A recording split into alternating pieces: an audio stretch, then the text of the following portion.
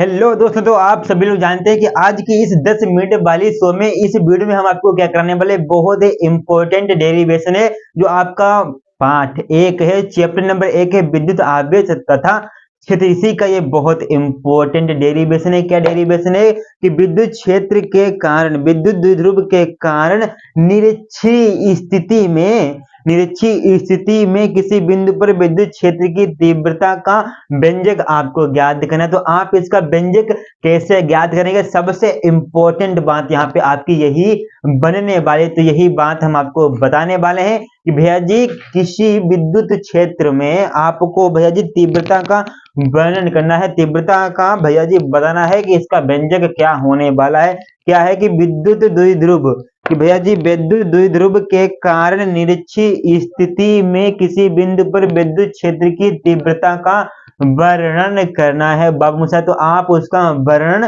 कैसे करने वाले हैं, बेहद इंटरेस्टिंग वीडियो बनाने का प्रयास करेंगे, 10 मिनट के अंदर आपको बताएंगे। तो सबसे पहले आपको एक विद्युत द्विध्रुव मानना पड़ेगा बाबू साहब। तो हम यहाँ पे मान लेते हैं आपके लिए। तो यहाँ पे एक विद्युत द्विध्रुव हम मान ले रहे हैं, विद्युत द्विध्रुव मान ले रहे हैं बाबू साहब। ठीक, ये आपका हमने विद्युत द्विध्रुव मान लिया। ये पूरा पूरा बढ़िया बना देते हैं, बढ़िया। तो आपको जब बढ़िया बनेगा तो देखने में भी अच्छा लगेगा। एक का नाम ए रख दिया, एक का नाम हमने बी रख दिया। ठीक, इतना नाम रख दिया। तो उसके बाद इनके बीच की दूरी कितनी है भाई? इनके बीच की दूरी कितनी है बाबू मुसाए? 2l इनके बीच की दूरी है। ठीक, अब इनका एक यहाँ पे बिंदु भी पड़ता है, बिंदु का नाम आप यहाँ पे क्या रख दीजिए, ओ रख दीजिए। तब इनकी यहाँ तक की दूरी कितनी हो गई, यल, और यहाँ से यहाँ तक की दूरी यल। ये आपकी 2l हो गई। अब उसके बाद ए बिंदु पर आपका प्लस क्यू चार्ज है, ठीक, और बी बिंदु पर माइनस क्यू आपका चार्ज है, मतलब कि आवेश है। और ओ बिंदु से ओ बिंदु है जो आपका बम्स है, ओ बिंदु से आर दूरी पर बिंदु पी है। तो ओ बिंदु से आर, ये बिंदु आपका पी है। यहाँ से यहाँ तक की कितनी दूरी, आर दूरी है। निरक्षीय स्थिति में बिंदु आपका पी है। फिर उसके बाद इनको आप क्या कर देंगे, इनको आप ज्वाइंट कर देंगे, इनको आप ज्वाइंट कर देंगे। जब तक आप इसका फिगर सही तरीके से नहीं बना पाएंगे, ये आपका डेरिवेशन नहीं हो पाएगा। फिगर बनाना आना चाहिए, इतना कर लिया। अब भैया जी यहाँ से बिंदु ए बिंदु पी की कितनी दूरी हो जाएगी? तो भैया जी अंडर रूट में आप कहते, ये अंडर रूट में ये दूरी। अब इधर भी यही आपकी दूरी होती है, आर स्क्वायर प्लस में यल स्क्वायर, यही आपकी दूरी होती है। ये आपको यहाँ पे थीटा कोण बनाएगा, ये आपका यहाँ पे थीटा कोण बनाएगा। उसके बाद ये आपका सीधे चला जाता है, ठीक, सीधे जाता है। फिर आपका यहाँ पे तीर बनाता है। फिर उसके बाद ये इधर जाता है, ये आपका तीर बनाता है, ये आपका इधर आता है, ये आपका तीर बनाता है। ठीक, कोई दिक्कत की बात नहीं। अब इधर ये आपका यहाँ पे भैया जी ई हो जाता है, ठीक, ई हो गया। अब ये आपका यहाँ पे ई बन साइन थीटा हो गई, ई वन साइन थीटा। अब इससे अंदर में हो जाता है ई टू साइन थीटा। तो यहाँ पे हम लिखे दे रहे हैं ई टू साइन थीटा। ठीक, अब ये आपका यहाँ पे एक थीटा कोण बनाता है, ये आपका एक यहाँ पे थीटा कोण बनाता है।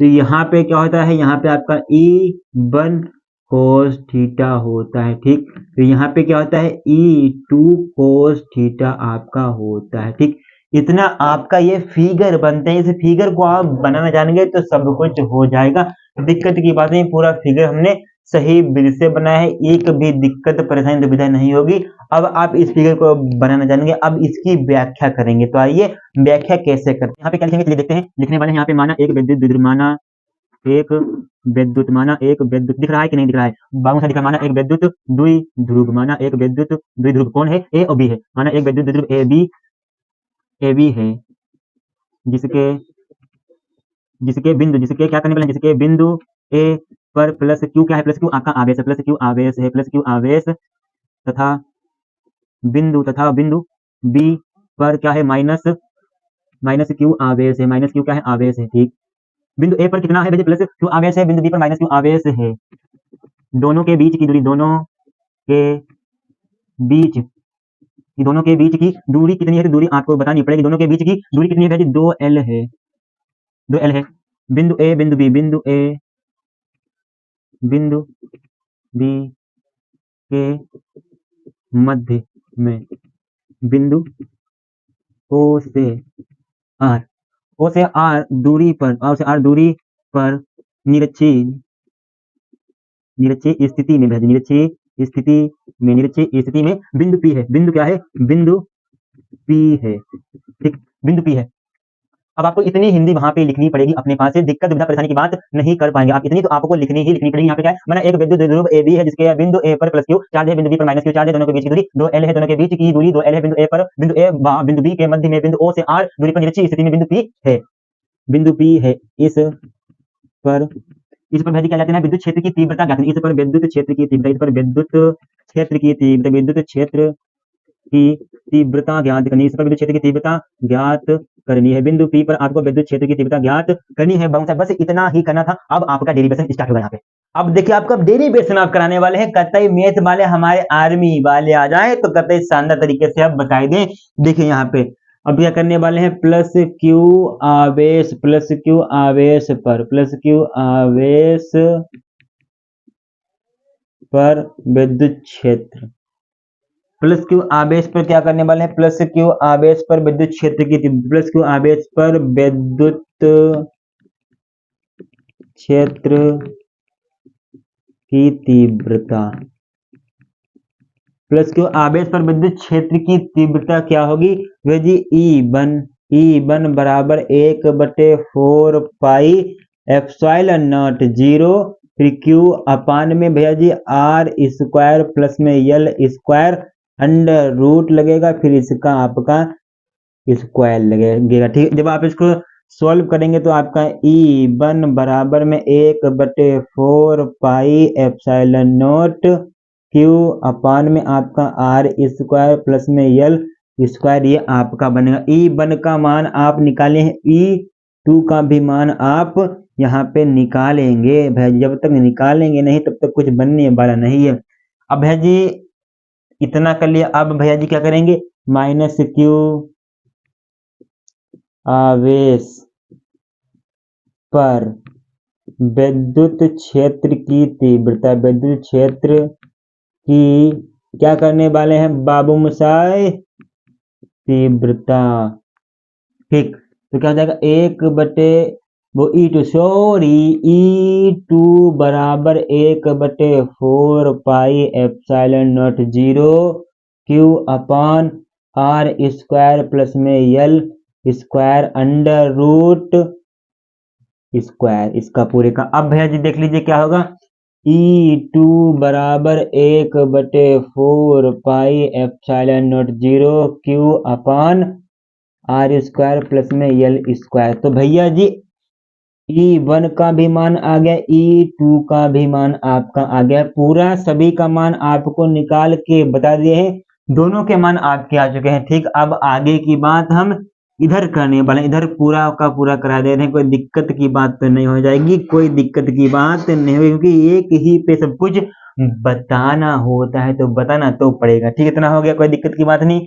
E1 E2 आपके बराबर है क्या है? अब है जी इसको आपको भूलना पड़ेगा, चित्र को क्या है आपके E1 बराबर E2 है, तो अतः परिणामी विद्युत क्षेत्र की तीव्रता, अब क्या करेंगे? अतः परिणामी विद्युत क्षेत्र की तीव्रता, परिणामी विद्युत क्षेत्र की तीव्रता अब आप यहाँ पे इसकी निकाल लीजिए। अतः परिणामी विद्युत क्षेत्र की तीव्रता क्या होगी? तो देख लीजिए, तो E बराबर आपका होता है E1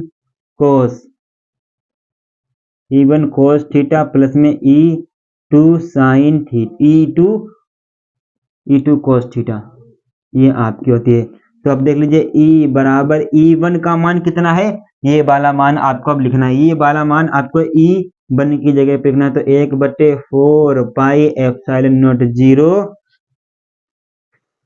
क्यू बटे में आपका कितना हो जाएगा? आर स्क्वायर प्लस में एल स्क्वायर, ये आपका E1 का मान, और कोस में आपका दहेज में आया है तो ये आपका चलता रहेगा, प्लस में E2 का भी मान रख देंगे जो आपका ये वाला मान आया है, तो 1/4 पाई एप्सिलॉन नॉट 0 क्यू बटे में आपका आर स्क्वायर प्लस में यल स्क्वायर हो जाएगा, और इधर भी आपका कोस थीटा चलता हुआ दिखाई देगा। अब उसके बाद यहाँ पे कॉमन ले लेंगे तो भैया जी एक दो आपका कॉमन ये एक जैसे हैं तो आपको इनको एक बार लिखना पड़ेगा।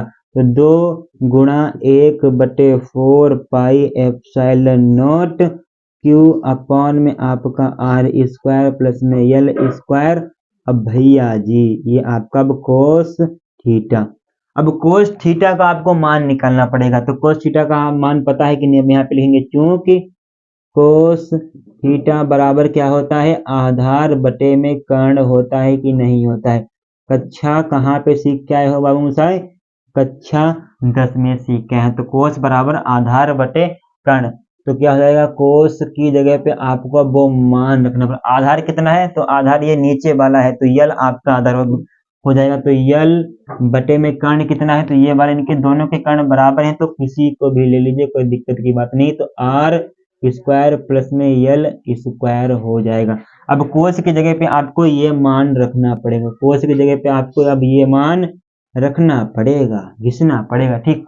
अब यहाँ पे करा दे रहे हैं तो यहाँ पे हो सकता है हो जाएगा। यहाँ पे देख लीजिए बाबू मुसाई, यहाँ पे हो सकता है तो यहाँ पे करा दें सर का, चलिए यहाँ पे हो जाएगा आराम से। तो ई देखिए 2 हो जाएगा गुणे 1/4 पाई एप्सिलॉन नॉट 0, फिर उसके बाद इसको ले रहे हैं, फिर क्यू अपान में आपका क्या हो जाएगा आर स्क्वायर प्लस में यल स्क्वायर। अब इस कोस थीटा की जगह पे, इस कोस थीटा की जगह पे आपको इसको रखना पड़ेगा, तो इसको रख दे रहे हैं तो यल अपान अंडर रूट हो जाएगा आपका आर स्क्वायर प्लस में यल स्क्वायर। पूरा का पूरा मान दिख रहा है, अच्छी बात, ठीक। अब इसको सॉल्व कर लेंगे, ये आपका ई बराबर चल रहा है, इसको सॉल्व कर लेंगे तो आपको पता होना चाहिए। तो यहाँ पे लिख दें बाबू मुसा, यहाँ पे लिख दें कि P बराबर आपका क्या होता है 2QL होता है, 2QL। तो 2QL आपको दिख रहा है, तो ये बराबर क्या हो जाएगा आपका 2QL अपान में आपका क्या हो जाएगा बाबू मुसाई 4 pi epsilon naught 0 R square plus में यल स्क्वायर, और ये आपका under root R square plus में एल स्क्वायर का होल स्क्वायर। ये आपका यहाँ पे चल रहा है, होल स्क्वायर नहीं, होल स्क्वायर इतना ही आपका चल रहा है, ठीक, कोई दिक्कत की बात नहीं, इतना चल रहा है, चलने दीजिए। अब है जी इसकी जगह पे आपको ये मान रखना पड़ेगा, P का मान रखना पड़ेगा। तो E बराबर 1 में क्या हो जाएगा, 1 में आपका, चलिए यहाँ पे चलिए 4 पाई एप्सिलॉन नॉट 0 P बटे में क्या हो जाएगा, P बटे में आपका बाबू मुसाई आर स्क्वायर प्लस में यल square under root R square plus L square, ये आपका पूरा का पूरा हो जाएगा। अब क्या करने वाले हैं, इसका अंडर रूट हटाएंगे। जब आप इसका अंडर रूट हटाएंगे तो अब आप यहाँ पे कतई विधिवत तरीके से देखें 1/4 पाई एप्सिलॉन नॉट 0 P अपान में क्या हो जाएगा आर स्क्वायर प्लस में यल स्क्वायर, ये इतना रहेगा। अब दूसरा बनेगा आर स्क्वायर प्लस में यल स्क्वायर एल स्क्वायर, 1 में इसकी घात 2 लिख जाएगी। अंडर रूट का मतलब होता है घटे बटे वाली घात, 1/2 वाली घात। अब ये आपके समान है तो ये इनकी गुणा होगी तो घात इनकी जुड़ेगी, तो भाई जी क्या हो जाएगा 1 प्लस क्या घात बनेगी इनकी 1 प्लस 1/2 तो बराबर होता है 3/2, तो 3/2 आप कर देंगे, बस बात खत्म, पैसा हजम।